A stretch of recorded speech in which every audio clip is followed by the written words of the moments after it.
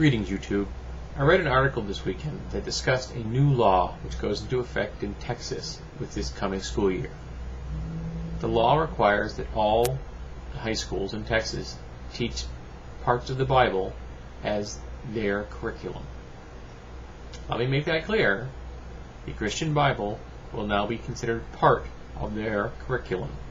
I quote, "This fall, a Texas law says all public schools must offer information relating to the Bible in their curriculum." This is a bad idea. That I consider it a bad idea should come as no surprise to anyone that's seen more than one of my videos. I believe in a firm, strong wall separating church and state, and this definitely undermines that.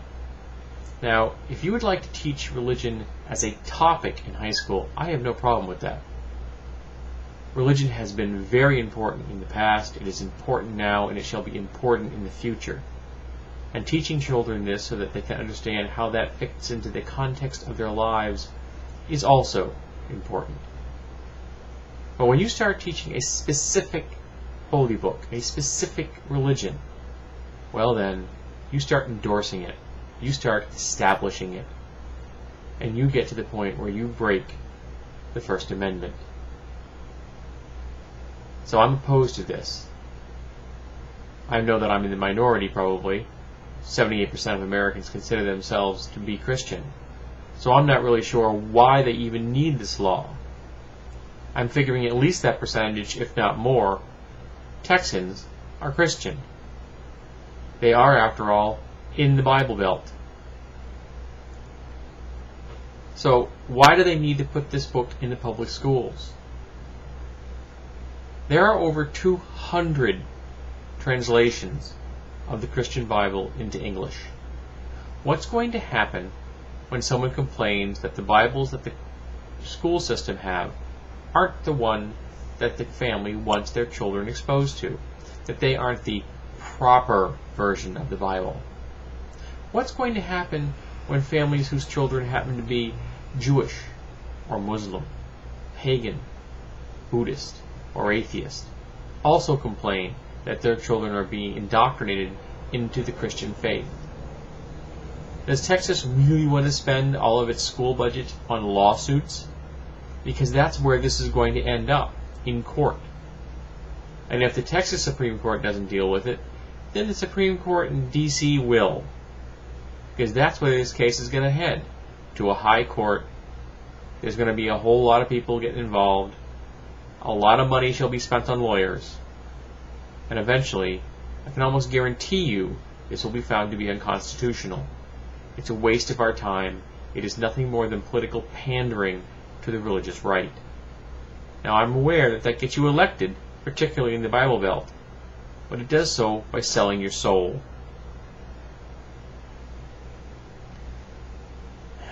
Another part of this article that annoyed me equally as much is someone commented about the fact that, quote-unquote, since prayer has been banned in schools, things are going to heck in a handbasket. I've got news for you folks.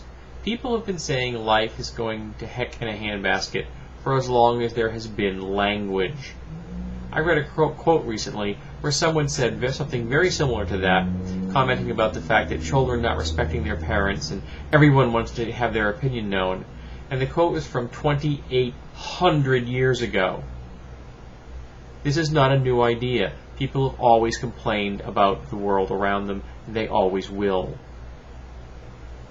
But I've got news for people. Prayer has never been banned in schools in America. I want to show you something. 1 second. You know what I did just then? I prayed. And there isn't anyone, anywhere, ever, that could stop me. You can't stop someone from praying. There is no way to ban the practice of prayer. Now, students aren't allowed to pray out loud, but they're also not allowed to sing out loud and disrupt class. And if a person wants to pray to themselves, nobody and nothing on earth can stop them. Now, the reality, of course, is that schools are banned from leading students in prayer. School administrators and teachers, coaches, etc. are not allowed to lead students in prayer, which is a good thing, because that would be a clear violation of the First Amendment of establishing a religion. Teachers, administrators, and coaches and such should not be leading kids in prayers. It's not their job. Personal, spiritual, and religious beliefs are just that. Personal. They have no place in a public school. If the students themselves want to practice religions, let them. If the parents and teachers want to practice their individual religions, let them. But don't go proselytizing them. Don't go trying to spread them around. Don't try to indoctrinate people. Don't try to get your religion into the curriculum of a public school. Now, apparently, there are people in Texas that want to live in a place where the government is run by religious leaders. Okay. I would recommend they move to Iran, where such a type of government already exists. But for the rest of us, keep your faith, your religion, out of the laws and out of the public schools in America.